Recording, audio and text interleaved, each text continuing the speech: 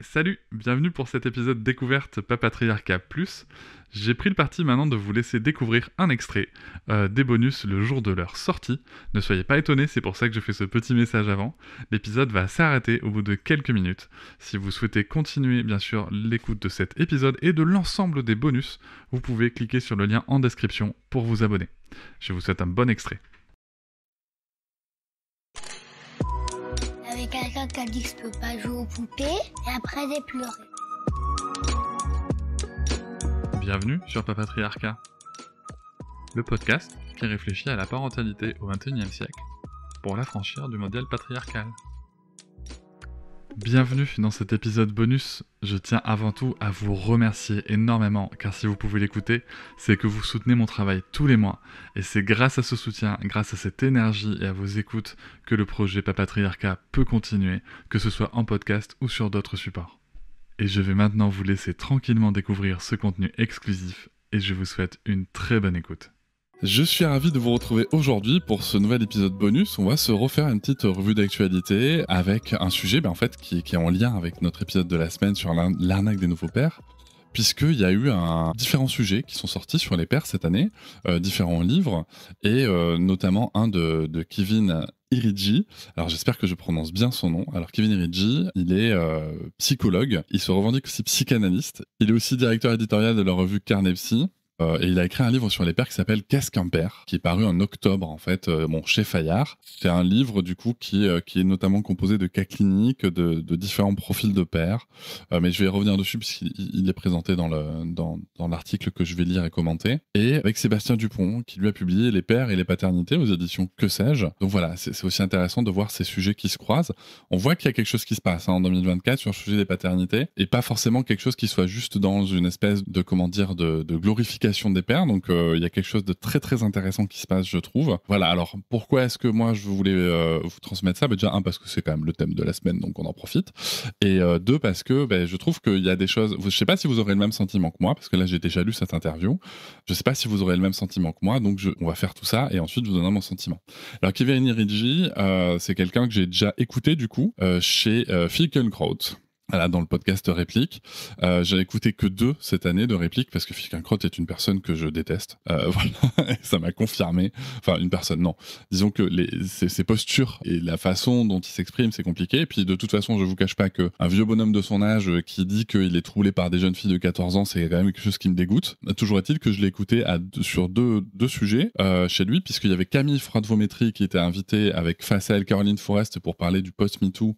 Et franchement, je tiens là à soutenir et à féliciter, même si je pense que s'en fout un peu, mais Camille Fradvométrie, parce que ça a été un exercice incroyable qu'elle a mené de tenir ses arguments face à 2 personnes qui étaient totalement vraiment, enfin, c'était contre elle, quitte à ce que même Finkielkraut s'énerve. Donc déjà, c'était un exercice incroyable face à ça. Et ensuite, du coup, il y a eu un autre épisode sur, encore une fois, sur la paternité avec Kevin Iridji et Caroline Goldman. Donc c'est censé être un débat. Donc déjà, tu te dis, bon, t'invites 2 psychanalystes pour parler d'un truc. Bon, ça commence par une citation de Freud. Tu te dis, bon là là, ok, bon, ça va pas être ouf. Mais tu te dis, au moins, on va avoir des arguments. Parce que moi, je voulais vraiment avoir des arguments. Ce monsieur Iridji m'intéresse.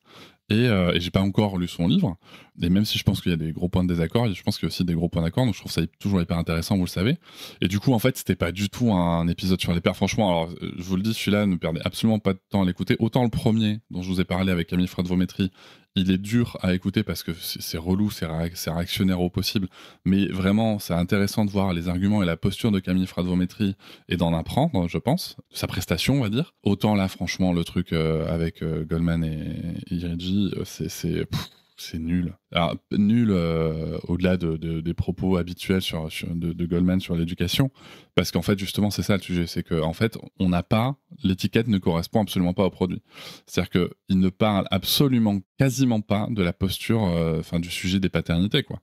On a vraiment, en fait, Finkielkraut qui est un vieux réac, qui parle, voilà, de l'éducation, de l'autorité. Lui, en fait, il était là pour parler du fait qu'il fallait sanctionner les enfants, les punir, enfin voilà, c'était pas le sujet. Et du coup, au travers de ces 2 épisodes, au-delà des positions de Finkielkraut qui sont très éloignées des miennes, pardon, et clairement, la posture est juste pas celle d'une personne qui est censée animer des débats, faire des interviews. On est vraiment, au final, on s'est retrouvé avec deux personnes qui devaient répondre à des sujets pour lesquels elles n'étaient pas venues. Et c'était triste. Mais bon, du coup, je suis resté sur ma faim. Parce que, voilà, en plus, je m'étais dit, attends, c'est censé être un débat entre deux personnes, avec Finkielkraut qui va, se positionner, mais en tout cas, qui va animer le truc. Et en fait, non, il n'y avait pas de débat, et le sujet a à peine été abordé, donc voilà. Bon. Et là, je vois, tiens, chez Le Figaro, qu'est-ce qu'un bon père ? Deux psychologues débattent. Un article de Madeleine Métayer. Donc Madeleine Métayer, je sais pas si vous vous rappelez, hein, c'est la personne qui a beaucoup mis en avant Caroline Goldman très régulièrement chez Le Figaro. C'est aussi la personne qui avait déjà publié le débat entre Héloïse Junier et Caroline Goldman. J'avais fait un épisode dessus et je vous avais expliqué, puisque je connaissais moi la teneur du débat en détail, à quel point justement ça avait été remanié en faveur de Caroline Goldman. Hein, c'était intéressant. Et là, on est sur un sujet qui est quand même hyper intéressant aussi. Donc, qu'est-ce qu'un bon père ? Deux psychologues débattent. Donc, voilà, Madeleine Métayer, débat. Alors que le discours contemporain oscille entre deux visions binaires de la paternité, le père héros du quotidien ou le père forcément malveillant, les deux psychologues plaident pour qu'on s'adresse directement aux concernés. Alors, ça, c'est la phrase d'introduction de l'article.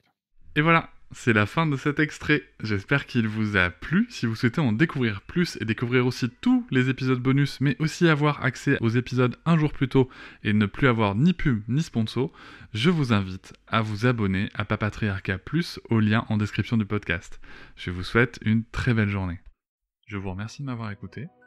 Je vous invite à vous abonner et nous pouvons aussi nous retrouver sur Facebook, Instagram et sur le blog papatriarcat.fr. À bientôt.